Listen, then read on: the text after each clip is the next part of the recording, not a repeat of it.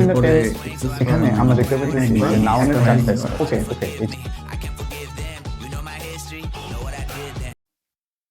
Hello বন্ধুরা, simple complex compound শেখার আগে আমাদেরকে যে জিনিসটা সম্পর্কে পরিষ্কার ধারণা থাকতে হবে সেটা হচ্ছে ক্লজ। এই ক্লজ মানে কি? ক্লজ মানে হচ্ছে একটা বাক্যের খণ্ডাংশ, যেটার মধ্যে আমরা একটা সাবজেক্ট ফাইনাইট ভার্ব দেখতে পাবো এবং যেটা বাক্যের মধ্যে থাকে অথবা নিজে একটা স্বাধীনরূপে বাক্য গঠন করতে পারে। আচ্ছা, সংজ্ঞা থেকে হয়তো ক্লজ সম্পর্কে অত ডিটেলসে বোঝা সম্ভব না। যদি আমরা উদাহরণ দেখি এবং এর প্রকারভেদগুলো দেখি তাহলে একটা আইডিয়া পাবো। এই ক্লজকে তিনটা ভাগে ভাগ করলাম, ঠিক আছে? প্রিন্সিপাল ক্লজ, সাবঅর্ডিনেট ক্লজ আর কোঅর্ডিনেট ক্লজ। প্রিন্সিপাল ক্লজ বলতে আমরা বোঝাচ্ছি মেইন ক্লজ বা ইন্ডিপেন্ডেন্ট ক্লজ। তাহলে এটাকে আমরা আরেকটা নামে ডাকতেছি কি? মেইন ক্লজ অথবা ইন্ডিপেন্ডেন্ট ক্লজ। ইন্ডিপেন্ডেন্ট ক্লজ মানে কি? যে ক্লজটা স্বাধীন, ঠিক আছে? স্বাধীন মানে সে কারোর উপর নির্ভর করতেছে না। যেমন আমি একটা লাইন যদি লিখি, if you work hard you will pass the exam। আচ্ছা, এই যে একটা লাইন লিখলাম না, if you work hard you will pass the exam. এখানে আমরা যদি এই এতটুকু বাক্যাংশকে লক্ষ্য করি তাহলে দেখতে পাবো হ্যাঁ, এতটুকুকে আমরা কিন্তু আলাদাভাবে কেটে নিয়ে আসলেও একটা বাক্য গঠিত হয়। যেরকম you will pass the exam, এখানে কিন্তু আমাদের মনের ভাব সম্পূর্ণরূপে প্রকাশ হয়ে যাচ্ছে, অন্য কোনো কিছুর উপর ডিপেন্ড করতে হচ্ছে না। তুমি পরীক্ষায় পাশ করবে, একটা সুন্দর সিম্পল একটা সেন্টেন্স গঠন হয়ে যাচ্ছে। তাহলে এই যে এই এতটুকু অংশটা অর্থাৎ এতটুকু ক্লজটা কারোর উপর ডিপেন্ড করতেছে না, ও আলাদা একটা বাক্য হিসেবে নিজেকে আত্মপ্রকাশ করতে পারতেছে। সেই জন্য এই ক্লজটাকে আমরা বলতেছি প্রিন্সিপাল ক্লজ। তাহলে এটা চেনার আরেকটা উপায় আছে কি? যে ওর মধ্যে একটা সাবজেক্ট থাকবে আর আরেকটা ফাইনাইট ভার্ব থাকবে। যেমন এখানে সাবজেক্ট আছে ইউ, ফাইনাইট ভার্বও আছে, তাই না? এখন ফাইনাইট ভার্ব কি? ফাইনাইট ভার্ব মানে যেটা কর্তা অনুযায়ী বাক্যের টেন্স অনুযায়ী চেঞ্জ হয়, অর্থাৎ মনের ভাব সম্পূর্ণরূপে প্রকাশ করে ফেলে। সমাপিকা ক্রিয়া যদি আমরা বাংলায় বলি। তাহলে you will pass the exam, এটাকে যদি আমরা কেটেও নিয়ে আসি, আলাদা করেও লিখি তাহলে কিন্তু আমরা মনের ভাব প্রকাশ করতে পারতেছি হ্যাঁ তুমি পরীক্ষায় পাশ করবে। সাবজেক্ট আছে, ফাইনাইট ভার্ব আছে।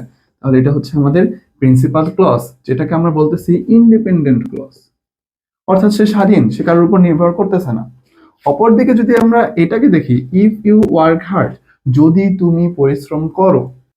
এই ক্ষেত্রে আমরা যদি এটাকে আলাদা করে নিয়ে আসি, যদি তুমি পরিশ্রম করো, এরপরে কি? আমাদের কিন্তু শোনার ইচ্ছা থেকেই যাচ্ছে, মনের ভাব সম্পূর্ণরূপে প্রকাশ হচ্ছে না।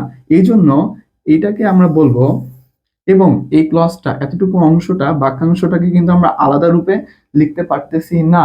অর্থাৎ ও ডিপেন্ড করতেছে ওর মনের ভাব সম্পূর্ণরূপে প্রকাশ করার জন্য এই ক্লজটার উপর। তাহলে এই এই ক্লজটাকে আমরা বলবো সাবঅর্ডিনেট ক্লজ। আরেকটা রিজন আছে সাবঅর্ডিনেট ক্লজ বলার, যে এই ক্লজটা সাবঅর্ডিনেট কনজাংশন দিয়ে যুক্ত হয়েছে। এই সাবঅর্ডিনেট কনজাংশন গুলা কি কি চলো আমরা দেখে ফেলি। যেমন ইফ, এরপরে আচ্ছা, তাহলে যদি এই ইফ এর জায়গায় আমরা হুইচ অথবা দ্যাট অথবা হোয়াইল, দো, আনলেস, এস এই গুলাকে পাই, এদেরকে যদি আমরা পাই তাহলে ওই ক্লজটাকে আমরা বলবো সাবঅর্ডিনেট ক্লজ, ঠিক আছে? যেই ক্লজটা নিজের মনের ভাব নিজে প্রকাশ করতে পারে না, তাকে ডিপেন্ড করতে হয় আরেকটা ক্লজের উপরে। ইফ ইউ ওয়ার্ক হার্ড, অথবা যদি এরকম আমরা বলি দো ইউ ওয়ার্ক হার্ড, যদিও তুমি অনেক পরিশ্রম করছো, যদিও তুমি অনেক মনোযোগ দিয়ে পড়ছো। এতটুকু বললে কি আমাদের মনোভাব শেষ হয়ে যাচ্ছে? বা এতটুকু সেন্টেন্সকে আমরা যদি কেটে নিয়ে আসি, সেটা কি সম্পূর্ণ একটা বাক্যরূপে লেখা যায়? কোনোদিনই লেখা যায় না। এই জন্য এটাকে আমরা বলতেছি সাবঅর্ডিনেট ক্লজ অথবা ডিপেন্ডেন্ট ক্লজ, পরাধীন। আর এটা কি? প্রিন্সিপাল ক্লজ অথবা ইন্ডিপেন্ডেন্ট ক্লজ। তাহলে আমরা কোঅর্ডিনেট ক্লজ কি, চলো এটা একটু দেখে ফেলি। আচ্ছা, এই সেন্টেন্সে যদি আমরা দেখি you must work hard and you will get the prize, এখানে আমরা প্রথম ক্লজটাকে একটু আলাদা করি, ইউ মাস্ট ওয়ার্ক হার্ড। আচ্ছা, এটাকে কি আমরা আলাদা করে লিখতে পারবো? হ্যাঁ, অবশ্যই লিখতে পারবো। এখানে একটা সাবজেক্ট এবং এখানে হচ্ছে একটা ফাইনাল ভার্ব আছে। এটাকে যদি আমরা আলাদা করে লিখি, লেখা যায়, আমাদের মনের ভাব সম্পূর্ণ হয়ে যায়, ইউ মাস্ট ওয়ার্ক হার্ড, একটা সুন্দর সেন্টেন্স গঠন হয়ে যায়। তাহলে এটা হচ্ছে একটা প্রিন্সিপাল ক্লজ। আর you will get the prize, এতটুকু কি আমরা আলাদা করে লিখতে পারি? অবশ্যই পারি। তুমি পুরস্কার পাবে, তাহলে এটা হচ্ছে একটা প্রিন্সিপাল ক্লজ। আর এই যে প্রিন্সিপাল ক্লজ, এর সাথে কিন্তু একটা অ্যান্ড আছে, তাই না? অর্থাৎ কোঅর্ডিনেট একটা কনজাংশন যুক্ত হয়েছে অ্যান্ড, এবং তুমি পুরস্কার পাবে। এই কোঅর্ডিনেট কনজাংশন যুক্ত হওয়ার জন্য এই ক্লজটাকে আমরা বলবো কি বলবো? আমরা বলবো কোঅর্ডিনেট ক্লজ। যদি আমরা শুধু you will get the prize নিতাম, হ্যাঁ ওইটা আলাদা একটা মনোভাব প্রকাশ করতেছে, তখন ওইটা হয়তো প্রিন্সিপাল ক্লজ। কিন্তু এই প্রিন্সিপাল ক্লজের আগেই যখন অ্যান্ড যুক্ত হয়ে গেল, তখন সেটাকে পুরোটাকে আমরা বলতেছি কোঅর্ডিনেট ক্লজ। তার মানে কোঅর্ডিনেট ক্লজ হবে যখন শুরুর দিকে আমরা কোঅর্ডিনেট কনজাংশন গুলা পাবো। তাহলে কোঅর্ডিনেট কনজাংশন গুলা কি কি? এটা হইতে পারে বাট, এন্ড এর জায়গায় থাকতে পারে অর, অথবা থাকতে পারে ইয়েট। তাহলে এই চারটা দেখে বোঝার উপায় আছে যে ওই ক্লজটা কোঅর্ডিনেট ক্লজ কিনা। আর যদি এগুলোর জায়গায় থাকে ইফ, আনলেস, দো, অলদো, অ্যাজ, সিন্স, বিকজ, তখন আমরা বলতে পারবো যে ওইটা কি ক্লজ? ওইটা হচ্ছে সাবঅর্ডিনেট ক্লজ। আর যদি এরকম কোনো কোঅর্ডিনেট সাবঅর্ডিনেট কনজাংশন না থাকে, আর শুধুমাত্র একটা সাবজেক্ট প্লাস একটা ফাইনাল ভার্ব থাকে, যেটাকে আমরা আলাদা রূপে প্রকাশ করতে পারি, একটা সেন্টেন্স গঠন করতে পারি, তখন সেটা হয়ে যাবে আমাদের প্রিন্সিপাল ক্লজ। আচ্ছা, এই যে কোঅর্ডিনেট ক্লজটা লিখলাম, এটাকে এবং অ্যান্ড, বাট, অর, ইয়েট দিয়ে আমরা যুক্ত করলাম, এই সেন্টেন্সটাকে আমরা বলি কম্পাউন্ড সেন্টেন্স। তাহলে এটা আমাদের কোন স্ট্রাকচারের মধ্যে পড়ে? Compound structure. তাহলে কম্পাউন্ড স্ট্রাকচার কেমন হবে? যেখানে আমাদের এই জিনিসগুলা থাকবে, তখন আমরা বলতে পারবো এটা হচ্ছে আমাদের কম্পাউন্ড সেন্টেন্স। এর আগের যে উদাহরণটা আমরা দেখছিলাম সেটা কিন্তু আমাদের কমপ্লেক্স সেন্টেন্স। চলো আমরা সিম্পল, কমপ্লেক্স, কম্পাউন্ড দ্রুত এক নজরে দেখে ফেলি। তো এখানে আমরা সিম্পল, কমপ্লেক্স আর কম্পাউন্ডের একটা করে সেন্টেন্স দেখতে পাচ্ছি বা উদাহরণ দেখতে পাচ্ছি, যেখানে by working hard you can get a good result. দেখো তো, এখানে আমরা যদি by working hard you can get a good result এতটুকুকে আলাদা করে ফেলি, তাহলে আমরা কি বলতে পারি না এটা একটা প্রিন্সিপাল ক্লজ? হ্যাঁ, এটা আলাদাভাবে লেখা যায় একটা বাক্য রূপে, you can get a good result. এখানে একটা সাবজেক্ট আছে এবং একটা ফাইনাইট ভার্ব আছে। তাহলে একটা সাবজেক্ট প্লাস একটা ফাইনাইট ভার্ব, তাহলে এটা কি একটা principal clause. By working hard এতটুকুকে আলাদা করে কি লেখা যায়? না, কোনো সেন্টেন্স গঠন হয় না, এবং এখানে কোনো সাবজেক্টও নাই, এখানে বাই প্লাস ভার্বের সাথে আইএনজি। তাহলে এতটুকু কি? এতটুকু হচ্ছে ফ্রেজ। তাহলে যেই সেন্টেন্সে শুধুমাত্র একটাই প্রিন্সিপাল ক্লজ, একটাই সাবজেক্ট এবং ফাইনাল ভার্ব, তখন আমরা সেটাকে বলবো সিম্পল সেন্টেন্স। তাহলে সিম্পল সেন্টেন্স আমরা এভাবে চিনতে পারি। আচ্ছা, সিম্পল সেন্টেন্স চেনার আরো কিছু উপায় আছে, যে বাইয়ের সাথে ভার্বের সাথে আইএনজি হবে, এরপরে হচ্ছে উইদাউট ভার্ব প্লাস আইএনজি হবে, এরপরে because of, in spite of থাকবে। তো যে জিনিসগুলো দেখে সিম্পল সেন্টেন্স সহজে বোঝা যায় এবং সেগুলোকে আমরা কিভাবে রূপান্তর করব সেটা আমরা পরের ছকেই দেখতে পাবো। আপাতত আমরা সিম্পল সেন্টেন্সের স্ট্রাকচার এবং সেটা কিভাবে গঠিত হচ্ছে সেটা একটু দেখি। Complex sentence, if you work hard you will get a good result. তাহলে এখানে আমরা দেখতে পাচ্ছি you will get a good result এতটুকুকে আলাদা করে লেখা যায়, তাই না? তাহলে এতটুকু হচ্ছে কি আমাদের principal clause. If you work hard, দেখো এতটুকু কি আলাদা করে লেখা যায়? মনের ভাব কি প্রকাশ হয় না? যদি তুমি পরিশ্রম করো, তাহলে, এবং ইফ দিয়ে যুক্ত হয়েছে, তাহলে এটা কি একটা জটিল বাক্য, যেখানে একটা প্রিন্সিপাল ক্লজ আছে এবং যেখানে একটা কি ক্লজ আছে? সাবঅর্ডিনেট ক্লজ আছে, যেটা ডিপেন্ড করতেছে ওর উপরে। তাহলে একটা ডিপেন্ডেন্ট ক্লজ পাই, যেটা ডিপেন্ড করে একটা ইন্ডিপেন্ডেন্ট ক্লজের উপরে। আচ্ছা, এটা হইলে সেটা কমপ্লেক্স সেন্টেন্স বা জটিল বাক্য। এই জটিল বাক্যগুলোর মধ্যে আমরা কি কি পাবো? ইফ পাবো, আনলেস পাবো, দো পাবো, অ্যাজ, সিন্স, বিকজ, তারপরে হচ্ছে আরো কিছু স্ট্রাকচার দেখতে পাবো পরে। এরপরে compound sentence, you must work hard একটা প্রিন্সিপাল ক্লজ পাই গেলাম না? আর you will get a good result, এটাও একটা প্রিন্সিপাল ক্লজ, কিন্তু এটার সাথে যদি আমরা এন্ড যুক্ত করি, তাহলে এটা কি? Coordinate conjunction. তাহলে এটা কি? Coordinate clause. তাহলে কম্পাউন্ড সেন্টেন্সে আমরা দেখতেছি কোঅর্ডিনেট ক্লজ থাকবে, আর এই কোঅর্ডিনেট ক্লজের জন্য আমরা কি পেয়ে যাচ্ছি? কোঅর্ডিনেট কনজাংশন গুলা পেয়ে যাচ্ছি, এন্ড, বাট, অর, ইয়েট। তাহলে এগুলা থাকলে কম্পাউন্ড সেন্টেন্স। যদি এরকম থাকে, সাবঅর্ডিনেট ক্লজ থাকে, তাহলে সেটা কমপ্লেক্স সেন্টেন্স। আর যদি সাবঅর্ডিনেট কোঅর্ডিনেট কোনো ক্লজ না থাকে, শুধুমাত্র প্রিন্সিপাল ক্লজ থাকে, তাহলে সেটা আমাদের কি সেন্টেন্স? Simple sentence. আচ্ছা, কোনটা কোন সেন্টেন্স সেটা হয়তো আমরা একটু বুঝতে পারছি, কিন্তু আমাদের মেইন কাজটা হচ্ছে একটা থেকে আরেকটাতে রূপান্তর করা। এই রূপান্তরের ক্ষেত্রে কিছু নিয়ম মনে রেখে রূপান্তর করা যায়, কিন্তু নিয়ম মনে রেখে রূপান্তর করাটাকে আমি মুখস্থ বিদ্যা বা এটা করে কোনো মজা পাওয়া যায় না আসলে, সত্যি কথা বলতে। যে নিয়ম দেখে করা যায় সেটা ছকে একটু পরে দেখতেছি আমরা, কিন্তু আমরা যদি সিম্পল কমপ্লেক্স কম্পাউন্ডটাকে বুঝে বুঝে করার চেষ্টা করি, যে হ্যাঁ এটা দিয়ে এটা বুঝাইছে তাহলে এখানে আমরা এটা অ্যাড করব, তাহলে আর কি করতে বেশি মজা লাগবে বা করে মজা পাওয়া যাবে সিম্পল কমপ্লেক্স কম্পাউন্ড। যেমন আমরা যদি এটা একটু বোঝার চেষ্টা করি, by working hard you can get a good result. পরিশ্রমের মাধ্যমে তুমি ভালো ফলাফল পাবা। তো এটাকে জটিল বাক্য করতে বলছে, তার মানে আমাকে দুইটা সেন্টেন্সে আনতে হবে। তাহলে আমি যদি নিয়ে আসবো, যদি তুমি ভালো রেজাল্ট করো তাহলে তুমি ভালো, যদি তুমি পরিশ্রম করো তাহলে তুমি ভালো রেজাল্ট পাবা। তাহলে আমি ইফ নিয়ে আসলাম। যদি এই সেন্টেন্সটা এরকম হইতো, বাসায় এসে আমাকে ফোন দিও, সিম্পল সেন্টেন্স, তাহলে আমরা কমপ্লেক্সে কি করতাম, যখন বাসায় আসবা তখন ফোন দিও, তাহলে তখন আমরা হোয়েন নিয়ে আসতাম ইফের জায়গায়। তো এরকম বুঝে বুঝে করলে জিনিসটা ইজি হয়ে যায়। তাহলে কম্পাউন্ড সেন্টেন্সে কি করছি আমরা, কম্পাউন্ড সেন্টেন্সে কি করছি, তুমি পরিশ্রম করো এবং তবেই তুমি ভালো ফলাফল পাবা।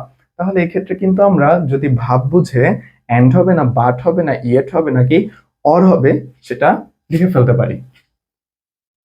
আচ্ছা, এই চারটার দিকে যদি আমরা খেয়াল করি তাহলে আমরা সহজে বুঝতে পারবো সিম্পল থেকে কোনগুলোর মাধ্যমে আমরা কমপ্লেক্সে নিয়ে আসবো, আর কমপ্লেক্সে কোনগুলো থাকলে আমরা কম্পাউন্ডে নিয়ে আসবো। এখানে কিন্তু আমরা আরেকটা জিনিস সহজেই বুঝতে পারি যে সিম্পলে কি কি থাকবে, কমপ্লেক্সে কি কি থাকে এবং কম্পাউন্ডে কি কি কোঅর্ডিনেট কনজাংশন থাকে, এন্ড, বাট, অর, ইয়েট। আচ্ছা, আর কমপ্লেক্সের ক্ষেত্রে যেগুলো বললাম সেগুলো এখানে থাকে। এখন সিম্পলের ক্ষেত্রে যদি বিকজ অফ দিয়ে সেন্টেন্সটা শুরু হয়, যদি এরকম থাকে, because of sleeping early I missed the match, তাহলে কি, হ্যাঁ দ্রুত ঘুমানোর জন্য আমি খেলা মিস করে ফেলছি। তাহলে আমরা কিন্তু কমপ্লেক্সটা অ্যাজ দিয়ে করতে পারি, as I slept early I missed the match, তাই না?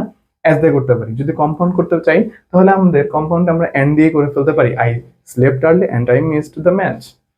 ঠিক এভাবেই আমরা সিম্পলের ক্ষেত্রে এটা থাকলে কমপ্লেক্সের ক্ষেত্রে এবং কম্পাউন্ডের ক্ষেত্রে কিভাবে রূপান্তর করব সেটাই হচ্ছে এখানে লেখা আছে।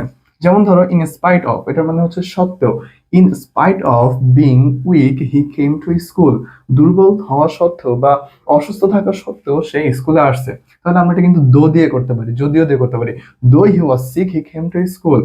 এখন কম্পাউন্ড করার ক্ষেত্রে কিন্তু আমরা দেখতে পাচ্ছি এখানে ভাবটা বিরোধী, স্ববিরোধী, তাই না? যে হ্যাঁ সে অসুস্থ ছিল কিন্তু সে স্কুলে চলে আসছে, তাহলে কিন্তু আমরা কিন্তু দিয়ে করব, অর্থাৎ বাট দিয়ে করব, he was sick but he came to school.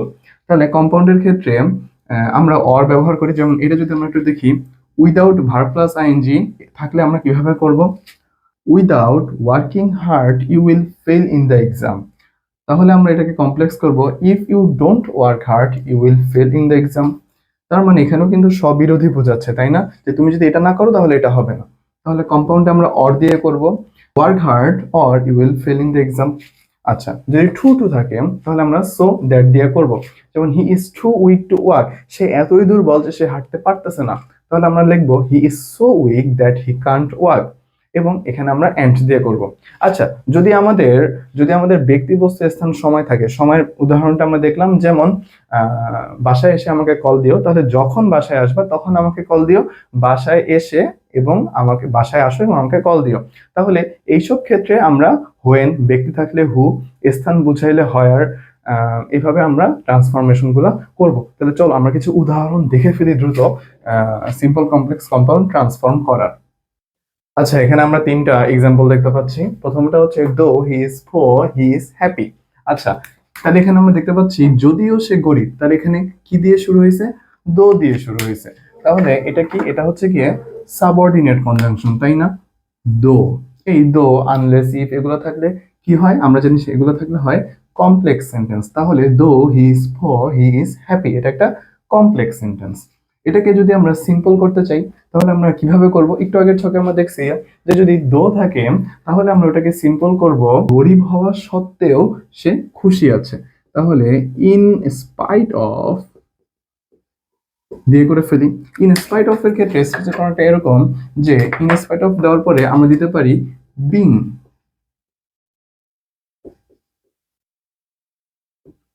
In spite of being poor he is happy.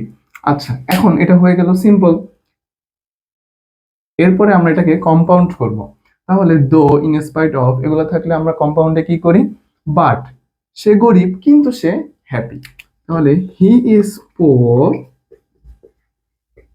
But he is happy. তাহলে একটু আগে যে ছকটা আমরা দেখলাম ওটার মাধ্যমে কিন্তু আমরা ইজিলি বুঝতে পারতেছি হ্যাঁ কোনটা ইউজ করতে হবে। আস্তে আস্তে আমরা ইউজ করার স্ট্রাকচার গুলো বুঝে যাব। He is poor but he is happy. তাহলে এটা হয়ে গেল কি কম্পাউন্ড। এখন এই সেন্টেন্সে আসি, মুভ অ্যান্ড ডাই। তাহলে এখানে কি আছে, অ্যান্ড আছে, অ্যান্ড অর বাট ইয়েট এগুলো থাকলে কি হয় কম্পাউন্ড হয়। এখন এটাকে আমরা কি করব, সিম্পল করব। তাহলে সিম্পল যদি আমরা আগে অর্থ দিয়ে ভাবি, ঠিক আছে, কারণ এটাই মেইন। মুখস্থ যদি আমরা করে থাকি ছকটা এবং ওইটা অনুযায়ী করতে চাই তাহলে আমাদের মাঝে মধ্যে হ্যাঁ 2-3টা হয়তো আমরা ইজিলি পাবো, কিন্তু মাঝে মধ্যে আমাদের অনেক সমস্যা হবে। মুভ অ্যান্ড ডাই, মুভ করো এবং মরে যাও, বা হচ্ছে সরো তাহলে তুমি মরে যাও, এরকম জিনিসটা বোঝাচ্ছে। তাহলে এটা অনেকটা কমপ্লেক্স করার ক্ষেত্রে এরকম হবে না, যদি তুমি মুভ করো তাহলে তুমি মরে যাও। তাহলে কমপ্লেক্স তো বুঝলাম, কিন্তু সিম্পলের ক্ষেত্রে কি হবে, সিম্পলের ক্ষেত্রে কিন্তু আমরা এভাবে লিখতে পারি মুভ করলেই মরে যাবে, তাই না? তো আমরা লিখতে পারি by moving you will die. তাহলে আমরা এখানে বাই এর সাথে ভি প্লাস আইএনজি নিয়ে আসলাম, তাহলে সিম্পল কিন্তু হয়ে গেল, তাই না? এখন যদি আমরা এটাকে কমপ্লেক্স করতে চাই তাহলে বাই প্লাস ভার্বের সাথে আইএনজি থাকলে কমপ্লেক্সে কি হয়, কমপ্লেক্সে হয় if you move easy you will die. He shut the door and went out. তাহলে এখানে কি আছে, অ্যান্ড আছে। তাহলে আমরা জানি অ্যান্ড বা ডট থাকলে কম্পাউন্ড, এখন এটাকে আমাদেরকে কি করতে হবে, সিম্পল করতে হবে।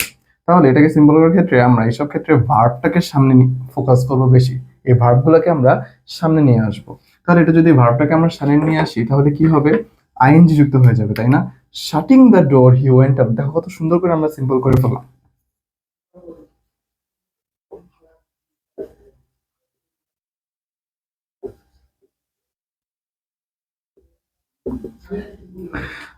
এরপরে আমরা যদি এটা তো সিম্পল হয়ে গেল, এটাকে যদি আমরা কমপ্লেক্স করতে চাই তাহলে কি হবে, এটার কমপ্লেক্স তোমরা কমেন্ট করে বলো।